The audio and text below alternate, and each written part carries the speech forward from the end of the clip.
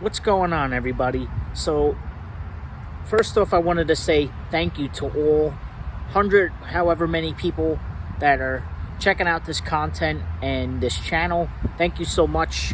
You're not just a subscriber, you're Soul Tribe and part of our Starseed family, so thank you. And in today's video, we're going to talk about what is a Starseed, are you one, and some practical information you can use in your everyday life if you resonate with this kind of information. Welcome back to my channel.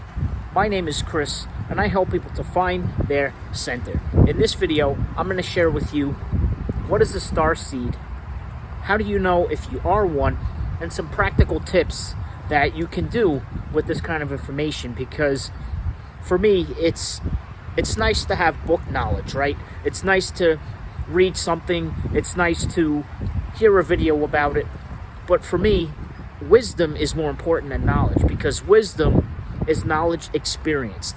It's something that enhances your life. It's something that teaches you something that you can use and apply in your everyday physical present reality and present moment. So what is a starseed? And some people call starseeds advanced souls that have incarnations on other planets and came here to assist with the shift known as the Great Awakening or Ascension. However, I resonate more with Dolores Cannon's version of what is a starseed. Dolores Cannon is one of the pioneers of information about ETs and starseeds, and her definition of a starseed is this: that everyone and everything on Earth is a starseed. What does that mean? It means simply that we are physically and spiritually made up of the same thing as the stars. Chemicals, nitrogen, hydrogen, oxygen, and even down to our elements. We are physically made up and spiritually made up of the same thing as stars. Stars, planets, the sun. And I know this information seems kind of out there. However, you can only perceive of that which is the vibration of. So whether you're new here or you're just kind of waking up on your journey, we're going through a shift in consciousness right now. So it's important to realize that you don't just exist here on this 3D physical Earth. You exist and you have existed in other places at other times. Do you feel drawn to the stars? Do you feel like Earth really isn't your home? Do you feel like you came here for an important mission, even that you knew from a young age, but you didn't really feel like you fit in somehow, or you had highly spiritual gifts, clairvoyance, mediumship, bilocation, etc., from a young age? Well, then you're a starseed. If you're on this kind of information, there's different types of starseeds, but we're not going to get into that. I just wanted to keep it kind of basic today. So a starseed is somebody that's aware and feels a connection to the stars. Are you obsessed with like astronomy or astrology and looking up at the planets and Jupiter and this and that? Well, Neil deGrasse Tyson to me is a starseed. You're a starseed. I'm a starseed. It just means that we feel some sort of connection to the stars, but you don't really know why. You may know and you may not know. So what does this mean? It means that you came here to be a part of something big. I'm going to sum it up real quick. Dolores Cannon talks about this in a lot of her works, and talking about New Earth. Earth is going through a spiritual awakening. Earth is going through an ascension and an upgrade, because the planet and the vibration of Earth has been dense and violent and negative for too long. So she's waking up. So a lot of us starseeds came in here at this time when the atomic bomb was going off to help. Earth put out a call for help. But here's the condition. We, as starseeds, cannot just come in, like ETs cannot just land, because that violates the prime directive, which is non-interference with the developing civilization. So Earth put out a call, and us chilling on our spaceships and other star systems, even people who have never been on this planet before, or you may have heard this call, and we used our own free will to come into Earth, to be born through the veil of forgetfulness, so that we forgot we're starseeds. So we forgot our spiritual nature, and then we had to discover that. And that's the game. So Earth used her free will to help us use our free will to come in and to assist by raising the vibration. And you don't have to do anything. You just have to be your natural self. You just have to let go of the programming and the conditioning and the lack mentality and all lower vibrational stuff, and allow yourself to rise up. So if you don't want to put out content, you don't have to. You just got to do what your passion is. And your passion could be sewing. It could be being a parent. It could be taking care of kids. It could be painting. It could be a content creator or a business owner or a nurse. It just, what lights up your soul? What makes you excited? And what makes you feel and come alive? It could be petting your dog. It could be a moment-by-moment thing. And the more that you raise your vibration and you set, you find your inner center, which is your heart center, what makes you feel joy? Joy is linked to your heart center. It's linked to your passion. And it's linked to the fire element in Chinese medicine. It's linked to the air element in polarity therapy. What does this amount to? It amounts to you being your best self. You stepping into that version of you that does what you love, eats what you love, go where you love. If you're not living, you're dying. And what do I mean by that? Is if you're on your path, and Dolores Cannon said this in some of the works that I heard her say, she said she never got sick. Once she found her calling, your calling is your passion. That's another word for your passion or your purpose, is your calling. Your soul calling you to uplift your vibration, and thereby you uplift the collective vibration. That's all. That's as simple as you can make it.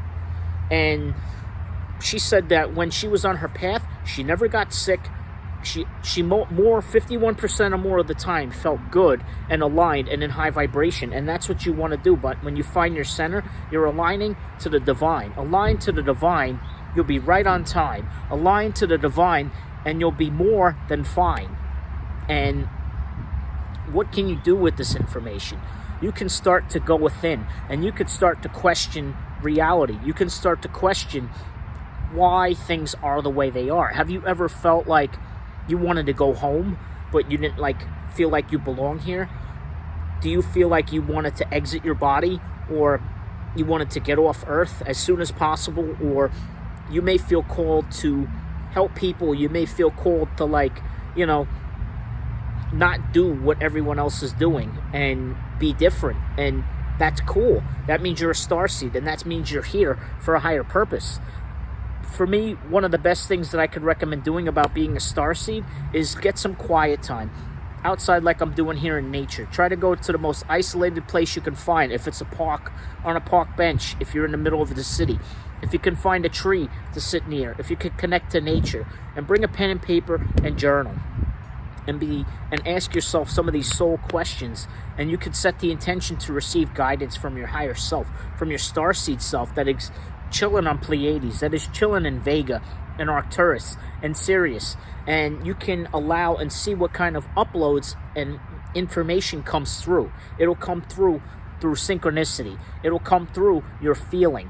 When something feels good, when you feel high vibrational and you feel like, yeah, I just got to go to that place. I feel drawn to go to that 7-Eleven on 1st Street or whatever. That's your higher self's way of affirming that you're on the right path. And one of the number one things is your feeling. Does this feel good, or does this feel bad? When it's good, your body will be like, uh-huh. When it feels bad, you'll be like, uh-uh. So that's a simple way that you can do this. And being a starseed, it means that you're aware of your multidimensionality, but you're also physically present. It means that you're here in the moment and not trying to escape to 3D and 4D and 5D and whatnot. Because the more that you put out that resistance, the more that you stay stuck in it. So accept that you're here in a physical body. Yes, it could feel very limiting. It could feel very harsh at times, because starseeds are also very sensitive beings. They're also empathic and have a hard time being physically restricted and feeling all these negative emotions in the body. And that's why depression is common. That's why, suicide rates are common with starseeds. But guess what? If you try to do that, and I'm not recommending that you do that at all, stay around. Reach out to Soul Tribe if you feel alone. There's others out there like you. There's others out there.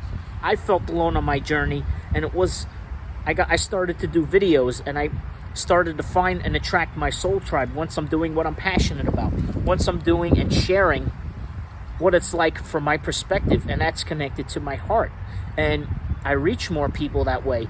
I don't care about the number of subscribers, or what I care about is reaching people, connecting. That's what this is about. Finding your center is about that heart-centered connection, and you can even find that online. There's groups now, there's forums, there's tons of people comment down below on videos like mine, on videos like Dolores Cannon's, and Instagram is a huge place for Starseeds.